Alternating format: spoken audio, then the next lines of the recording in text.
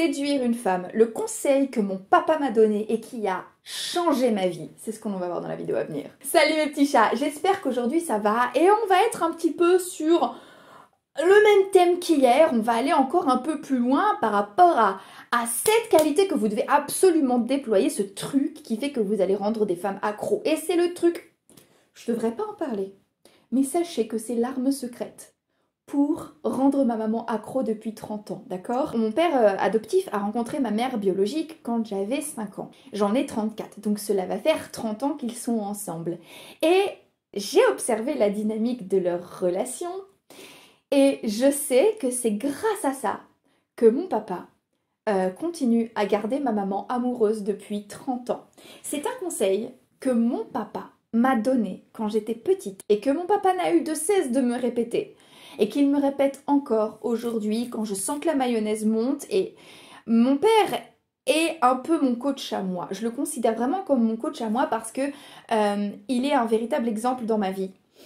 Pourquoi est-ce qu'il est un vrai exemple dans ma vie? Parce que même s'il n'est pas un individu parfait, et je connais les imperfections de mon père, il a effectivement beaucoup de choses pour lui. Mon père est ceinture noire 3e dan de karaté.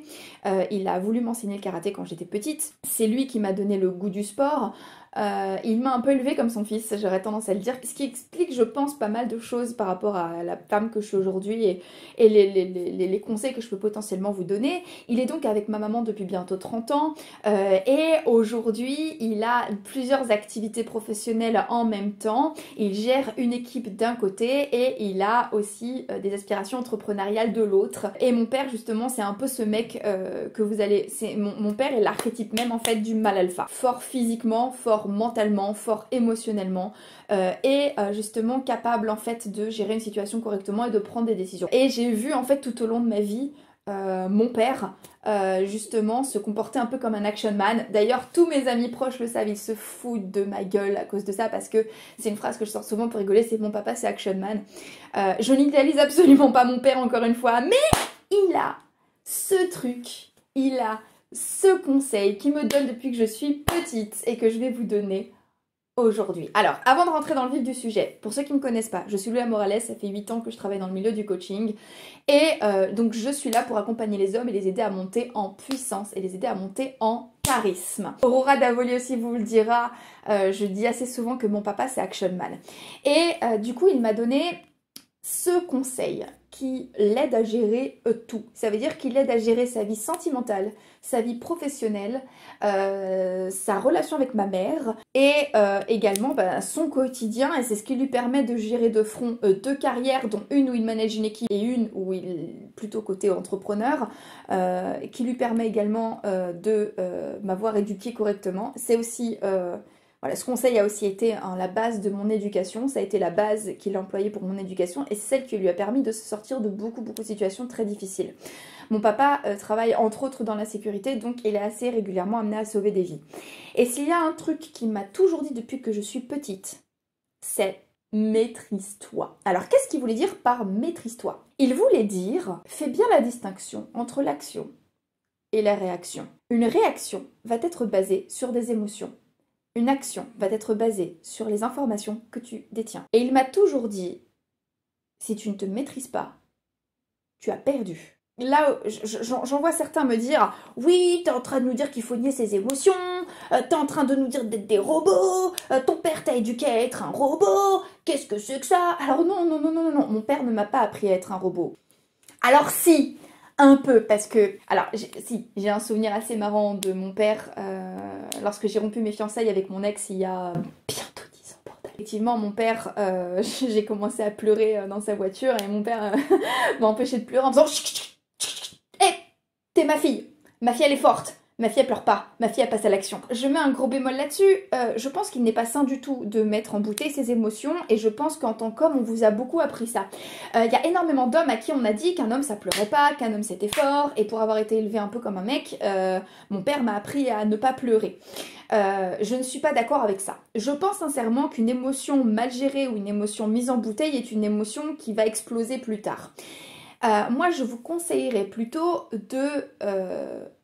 d'accepter vos émotions, quelles que soient vos émotions. Vos émotions peuvent être de la tristesse, peuvent être de la colère, peuvent être de la jalousie, peuvent être de la peur, peuvent être du mépris, peuvent être du dégoût. Vous pouvez avoir des émotions assez fortes qui vont vous subjuguer. Ça peut être de la frustration. Tout ça, ce sont des émotions qui peuvent être fortes. Et ce sont malheureusement des émotions qui peuvent avoir raison de vous.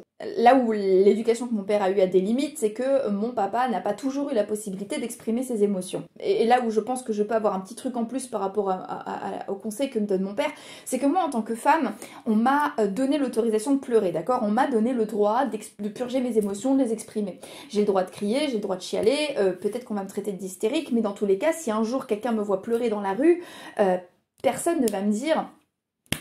Ah bah alors calme-toi, enfin personne ne va me dire, à part mon père peut-être, personne ne va me dire alors on fait ça fragile. On va plutôt me tendre un mouchoir, on va me prendre dans les bras, on va me demander ce qui va pas, on va peut-être même me proposer de l'aide. Vous n'êtes pas obligé bien évidemment de pleurer au beau milieu de la rue, mais vous pouvez tout à fait accueillir vos émotions, les laisser passer et surtout les laisser vous traverser. Et une fois que vous allez laisser vos émotions vous traverser, vous allez avoir la possibilité justement prendre des meilleures décisions basées sur des informations. Parce que là aussi, votre émotion est une information. Pour moi, chaque émotion est une information. Pour moi, quand vous éprouvez de la joie, l'émotion que vous... l'information qui se cache derrière, c'est... Continue comme ça, tu es en train de faire quelque chose qui te fait du bien. Ou alors, tu es sur le chemin justement de quelque chose dont tu as besoin, de quelque chose auquel tu aspires. La tristesse est une information. Et pour moi, cette information, lorsque vous avez de la tristesse, c'est tu es en train de comprendre que tu vas devoir composer avec une information dont tu n'as pas envie. La colère est une information. En général, la colère signifie souvent quelqu'un en face de moi est en train de se comporter d'une manière qui ne correspond pas à mes valeurs, quelles que soient ces valeurs. La jalousie est une information. La jalousie, en général, cache l'information suivante. Quelqu'un est en train d'obtenir quelque chose ou est en train d'accomplir quelque chose que je veux et malheureusement, je ne me sens pas, je ne détiens pas les éléments nécessaires pour obtenir la même chose et par conséquent, je suis extrêmement jaloux.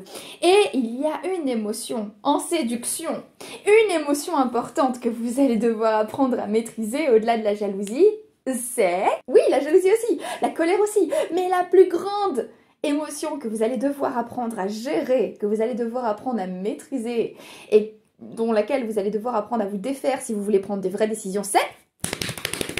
la frustration, c'est la frustration qui vous fait le plus mal. Les mecs, je le sais, je vous connais, c'est la frustration qui ruine votre séduction et c'est la frustration qui peut occasionner chez vous le manque de maîtrise le plus parlant. C'est la frustration de cette fille qui vous rappelle pas. C'est la frustration de voir une fille qui ne se rend pas disponible pour vous. C'est la frustration de ne pas comprendre le comportement d'une fille. C'est la frustration de voir une fille qui ne réagit pas à vos tentatives de séduction. C'est là où vous, messieurs, parfois vous allez manquer de maîtrise. Et c'est là, en fait, où vous risquez le plus d'avoir des attitudes qui vont ruiner votre tentative de séduction. Parce que vous allez faire des choses qui vont vous faire passer pour une personne immature. Parce que vous allez faire des choses qui vont peut-être même lui faire peur. La frustration et le manque de maîtrise face à la frustration, ça ruine tout. Donc, là où le secret de mon père a du bon, c'est si vous vous sentez frustré dans votre séduction, faites un pas de côté. Si vous ressentez la frustration, accueillez votre émotion. Vous êtes frustré? C'est ok. Moi, je suis frustrée tous les jours de ma vie, les mecs, hein. Je fais attention à ce que je bouffe, je vais au sport même quand j'en ai pas envie, je suis parfois confrontée à mes élèves qui ne veulent pas justement faire ce que je leur demande de faire. Tous les jours je suis frustrée, hein. Je suis frustrée quand je vois que j'ai toujours pas 1 million d'euros sur mon compte en banque ou j'enclenche justement un nouveau processus avec un nouveau travail et que je n'obtiens pas encore les résultats de mes efforts et que ça prend du temps. Je suis frustrée quand je démarre une nouvelle compétence et que je la reçois pas. Et j'ai été frustrée un nombre incalculable de fois dans ma vie où je me suis retrouvée face à des mecs qui vraiment me prenaient pour une idiote. Donc, si vous devez retenir quelque chose de moi, c'est ça. Apprenez à maîtriser votre frustration et apprenez à l'accueillir, à la gérer pour ensuite pouvoir prendre des décisions qui ne seront pas basées sur votre frustration. Voilà, je reviendrai encore un tout petit peu plus loin demain sur ce sujet. Entre-temps, je vous fais des gros bisous, prenez soin de vous,